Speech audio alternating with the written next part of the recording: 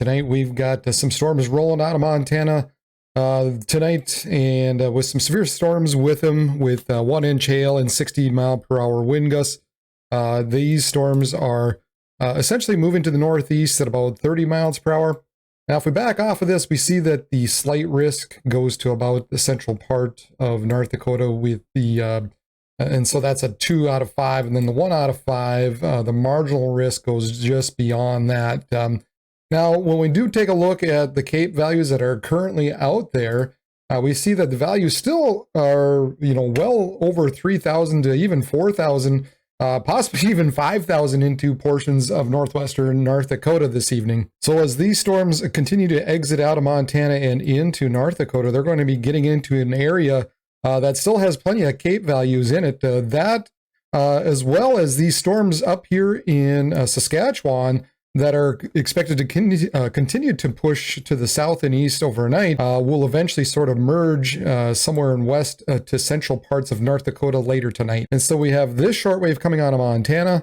We've got this one up here in Canada that's actually expected to strengthen here as it continues to push to the east-southeast through tonight and the early parts of Saturday morning. And then on top of both of those two, we have a strengthening low-level jet just for a period through the overnight hours. Here you can see the strong south-southwesterly winds poking into North Dakota and into southern parts of Manitoba.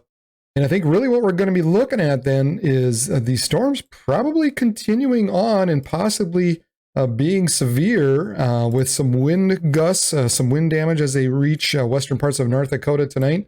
And then as these storms out of Saskatchewan continue to push southeast and sort of merge with that, we have the stronger low-level jet that sort of sets up through the overnight hours. It's possible that these storms will continue on, maybe even slightly strengthen as they reach central parts of the state. Now, you look at this and it looks like mostly it's going to stay north of I-94. However, it is possible. I wouldn't be completely surprised if it reached just a little bit south of the 94 corridor. But then, like we said, so this is, we'll back this up just a little bit to give you a time frame. This is 2 a.m., 3 a.m., and 4 a.m. And you can still see these storms still holding together. 5 and 6 and 7 a.m. And it looks like by this point, I think they're starting to run out of juice, maybe a little bit of a stronger cell down on central southeastern parts of North Dakota. And then really beyond that point, beyond 7, I think most of these storms will probably lose their punch. Now, again, we are talking about the possibility of some strong winds, 60, maybe 70 mile per hour throughout the night. So that'll be something to keep an eye on through the overnight hours. Just to be mindful that some of these storms could pack a bit of a punch overnight into the early parts of Saturday morning. Now, as we said in the video yesterday, this shortwave that kind of merges with the one out of Canada sure takes its time rolling through on Saturday. It just kind of very slowly pushes off to the south and east throughout the day, and even takes part of the evening hours to sort of really move off. And there still might be plenty of higher CAPE values. And again, the CAPE, if you haven't heard me say before, convective available potential energy, sort of the amount of gunpowder in the keg. So if you got more gunpowder, obviously the more explosive these storms can be. There are a few other factors that can take place, but that's just kind of your basic scenario or your basic setup for this. And so, we still have values over 1,500 to even 3,000 in some parts of eastern North Dakota and northwestern Minnesota. Now, mind you, we still have that little disturbance, that shortwave that is expected to continue to push to the south and east and throughout the afternoon hours and evening parts of Saturday night. So you sort of put that together, and as we get into the afternoon hours of Saturday, you can still see some of these storms lingering on across the central parts of Minnesota. Wouldn't be completely surprised either if we get some redevelopment even back a little bit further to the south and west into portions of North and South Dakota as well.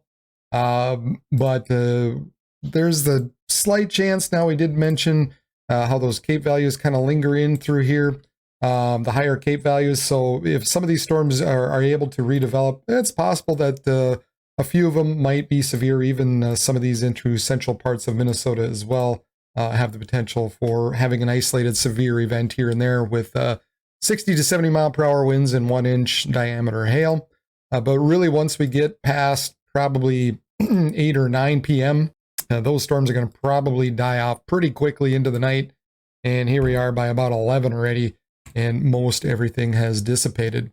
Then beyond that, everything looks pretty quiet. I think the next chance for thunderstorms is going to be Monday night into Tuesday. Model's still trying to resolve what really is going to happen there. So we'll take a little closer look once that time frame gets a little closer. But there is a possibility that some of these storms Monday night into Tuesday could be severe as well. So just stay tuned. And by Sunday night, I'll have another video out and we'll take a look at that. Temperature still expected to be quite warm with the 90s, 80s and 90s across the Dakotas and 80s primarily across Minnesota as well. Of course, once you get closer to those Lake Superior, it might be more in the 70s, of course, just with that little bit of cooling, probably would be rather refreshing. And then Sunday begins the real heat, triple digits down into South Dakota, southwest portions of North Dakota as well, 80s and 90s across to most of Minnesota. And then Monday, more of the same. That heat lingers on. 110 possible across portions of central and western South Dakota. Triple digits well into North Dakota. 90s across much of Minnesota as well. Heck, even the lakes, they're looking at temperatures right around 80. Man, they still get that benefit off the lake this time of year. That's when it's nice to have that lake up there, man. And of course, the dew points, we're looking at 60s and 70 degree dew points across much of North Dakota, South Dakota, and Minnesota. Sunday, the western parts of the Dakotas kind of clear off a little bit. So while it's going to be warm, it's going to be a dry heat, if you really want to count that. But the higher dew points really stay in the eastern part of the Dakotas and in through Minnesota on Sunday, and then Monday, kind of about the same. Western Dakotas just a little bit drier, not quite as sticky as the eastern Dakotas. Even portions of South Dakota sort of dry up or get a little better. But really, North Dakota and Minnesota still stuck with the dew points into the 60s and 70s. So that's your update for Friday night, and we're going to keep an eye on those storms coming out of Montana and out of Canada as well. And if they continue to be severe like we expect, I might just have the stream running live and just have the radar sort of covering it. And maybe I'll jump in here and there or as needed if things really kind of get out of hand throughout the night. So be sure and check that out. And do me a favor right now, hit the old like button, smash that like button and the subscribe button as well. And that helps my channel get noticed so that when I am on live, when I'm covering severe weather events, that helps not only you know that I'm on, but helps other people find the channel so that maybe we can help them out and keep them safe as these storms roll across North Dakota. So that would be great. I would greatly appreciate that. So for Region Weather Live, I am meteorologist Brad Warner. Everybody have a good weekend, and we'll, if anything, see you Sunday night.